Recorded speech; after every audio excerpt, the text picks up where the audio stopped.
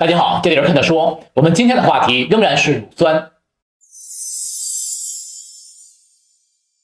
在上期的话题中，我们讲解了乳酸的概念、来源、它对肌肉训练的作用，以及如何提高乳酸耐受度的问题。相信通过这些内容，更多的小伙伴开始以积极的态度对待乳酸。不过，事事都有个度，因为过分重视乳酸，也会将训练带入到一个错误的路径上。那么今天我来谈谈乳酸如何将训练引入歧途。首先，无论是肌肉收缩还是还原，都需要能量。肌肉三大功能系统，磷酸原、糖酵解、有氧氧化功能，会根据肌肉负重的情况，决定肌肉将使用哪种功能系统。例如，训练目标是提高爆发力和力量的肌肉运动，因为肌肉在短时间内需要更多的能量，训练强度高，所以磷酸原功能系统将会出来承担功能任务。那么，当训练目标为肌肉体积时，训练时肌肉收缩和还原的次数就会增加，因此每组肌肉运动的时间也会增加。这种类型的肌肉运动就会使用糖酵解功能系统，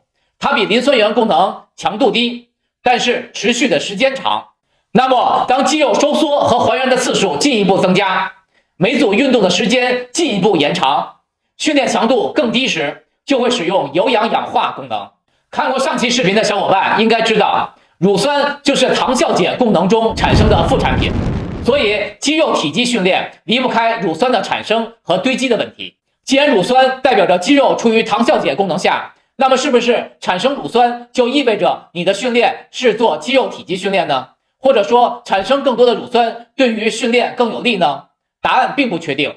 利用你平时的训练经验，你会发现，如果训练时每个动作做得很慢，你会觉得肌肉酸胀的感觉来得更快更深刻。例如在做肩部哑铃飞鸟时，你可以使用15磅的哑铃，用正常的速度完成一组10次的训练。但是如果将哑铃上升和下降的过程变慢，三角肌酸胀的感觉会明显高于正常速度的飞鸟。出现这种情况时，你的选择或者是将哑铃的重量降低，或者是每组完成更少的次数。那么这是不是对于你的肌肉体积训练更为有利呢？答案显然不是。在抗阻力训练每组该做多少次的视频中，我讲过，以肌肉体积为训练目标时，每组应该做6至12次，因为这样的数字安排对于肌肉体积性肌纤维的伤害最大，针对性最强。那么这里每组6至12次指的是在动作标准的情况下尽力而为的数字，也就是要做到力竭。但是如果按照刚才说的，因为放慢了动作的速度，造成降低了使用重量，或者降低了完成的次数，其实就不是尽力而为了。训练无法继续是因为无法忍耐肌肉酸胀造成的，而不是肌肉能量耗尽造成的。结果肌肉体积性肌纤维并没有受到足够的伤害。很多人在训练时常常错误地理解力竭，以为只要肌肉收缩无法继续就是力竭了，他们并没有关注造成无法收缩的原因是什么。所以很多人使用较慢的运动速度或者较轻的重量找感觉，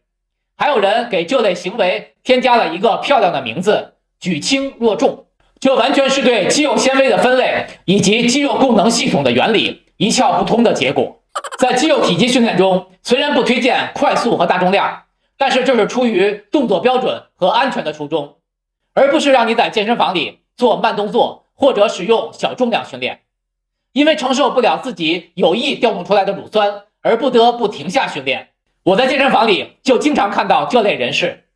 不知道你健身的地方是否有人这么做？肌肉训练时要找的感觉是目标肌肉位置准确，加上发力充分。再次提醒你，不是找乳酸的感觉。尽管乳酸对于肌肉训练是有益的，但是找乳酸感觉的训练只能提高你的乳酸阈值，并不能提高目标肌肉的损伤程度。所以特别在此提醒大家，在训练中注意这个细节。好，我们来总结一下今天的话题。在抗阻力训练中，提高肌肉体积性肌纤维的训练处于糖酵解功能下，乳酸是糖酵解功能下的副产品。乳酸对于肌肉体积训练有诸多好处，但是通过降低训练动作的速度，降低使用重量来追求乳酸的感觉是不可取的。这只会让你的训练偏离肌肉体积型肌纤维受到深刻刺激的目标，从而转向耐力型肌纤维。